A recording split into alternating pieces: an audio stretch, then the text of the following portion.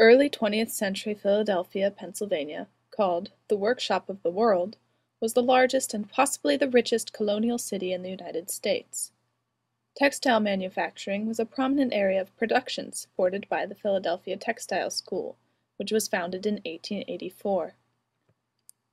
Tight networks of industry led to well-developed clothing production and impressive department stores. Mass-produced clothing was especially popular among the middle class, but the wealthy still preferred custom tailors and dressmakers. High-end women's fashion required particular attention to detail and careful fitting. A dressmaker, usually female, would work closely with her client to design a garment, looking at fashion plates, selecting fabrics, and discussing decorative elements. According to the 1900 census, there were 338,144 female dressmakers in the United States, making that occupation the third highest among women breadwinners. The census also records dressmaker Jenny Davis Chew at 1320 Arch Street, Philadelphia, close to what was then the Reading Terminal Station in Center City.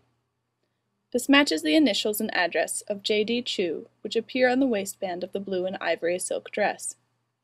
Jenny Chew had been widowed and working in Philadelphia for at least 10 years when she made this dress in the early 1900s. In 1890, the Philadelphia City Directory showed her residing at 301 North 41st Street, just 2.5 miles from her later residence on Arch Street. In 1904, the Elks commissioned a new lodge to be erected at 1320 to 22 Arch Street, and it was dedicated in 1906. Jenny Chew must have relocated, and no further information is available in searches of the 1910 census. Perhaps she married and changed her name, or left the Philadelphia area. In 1977, Mary V. Biddle of Sinwood, Pennsylvania, donated this dress to the University of Delaware, which holds a significant collection of the Biddle family papers in Morris Library Special Collections. A book entitled Colonial and Revolutionary Families of Pennsylvania includes the Biddles with that of the Penn family, founders of Pennsylvania. Although the original owner of the dress is unknown, it may be presumed that it was owned by one of the Biddle women, or a woman who married into the Biddle family.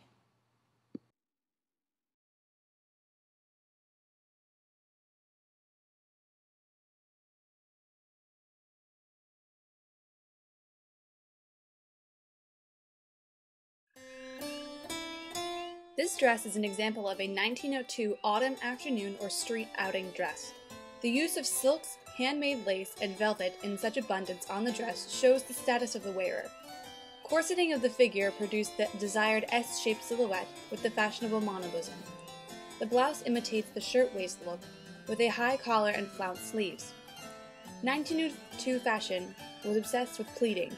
This blouse uses a rather reserved amount in the chiffon along the center front of the blouse. Velvet ribbons and bows used as decorative elements are also typical of the style.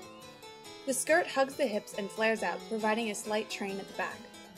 Ornamental belts, ribbons, and buttons on the skirt were very popular. This skirt is somewhat conservative in its use of only velvet ribbon in vertical stripes around the bottom. The dress would have been worn with boots, with military heels and pointed toes, usually made of kidskin or a kidskin and cloth combination. When the dress was worn outside, kidskin gloves and a lace parasol would complete the outdoor ensemble. Hats of many styles were available during the time. A straw hat with a wide brim and low crown, with lace and ostrich feathers, would have most likely been worn with this afternoon dress.